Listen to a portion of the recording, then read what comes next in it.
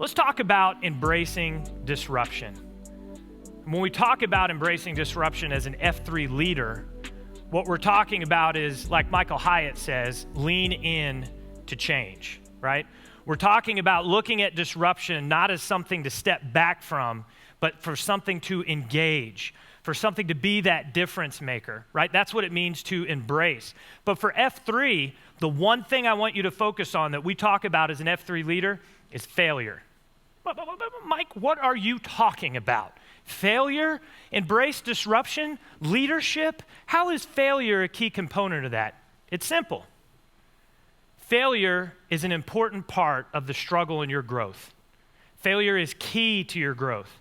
Throughout pivotal points in your life, you can look back and point at something where society told you you were a failure, where you felt like a failure because you didn't achieve a goal.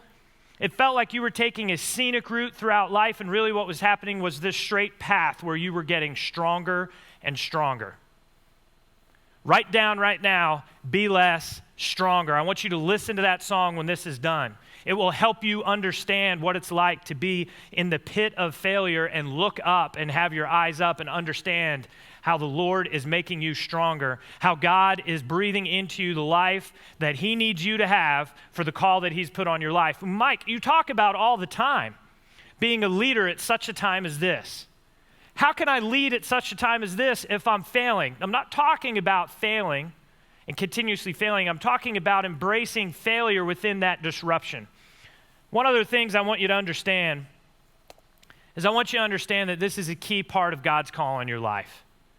You are not always going to make 100 in every class that you take.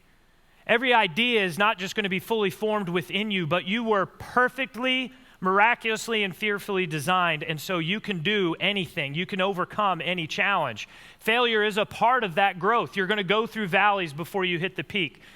2 Timothy 1:7, for God gave us a spirit not of fear, but of power and love and self-control. Randy Camp, SALT alumni that I was talking to in the middle of the COVID-19, the coronavirus outbreak, camps in Oklahoma City, you know camps. You know how hard it is for them, for how involved they are in the community to be shut down. And for Randy, for not only how much he cares and involved with his family, but also about the community and his employees. Very tough time. I called Randy and was talking to him, asked him how he was doing. The first thing out of his mouth, I will not lead from a spirit of fear. He was in the valley when I called him. I will not lead from a spirit of fear. Understand that God has a calling on your life. There is no accident in the middle of the disruption that we find ourselves in our community, in our state, in our nation right now, that you are called to be a leader. You are here for such a time as this. It is no accident. I am talking to you. There's no one else sitting around right now. You matter and you're a difference maker. God knows it and God believes in you. So why are you afraid of a stumbling block, that you're in the middle of? Let's talk some more about what we learn from the Word and how it can help us understand this process.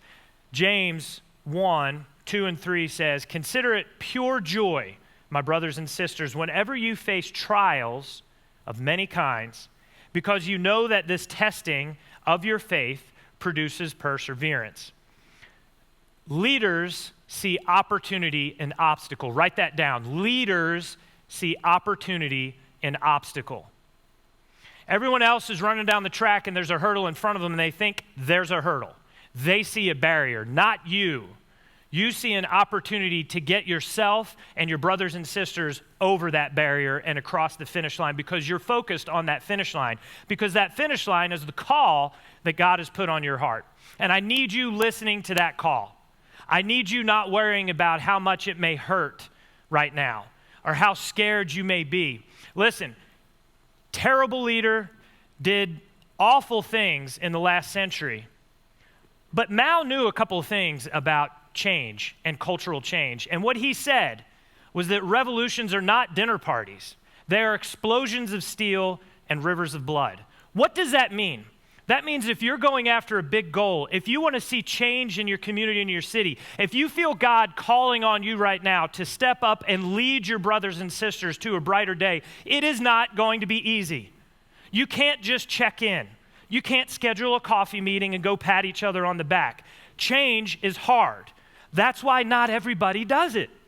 But you are called to be part of it. It means it's going to hurt. There are times that emotionally it may hurt. Spiritually, you'll find yourself on your knees at 2 or 3 o'clock in the morning crying out. But you're getting closer and you're growing in those times. And you're going through it because everyone will benefit from your leadership. Don't be afraid, embrace it.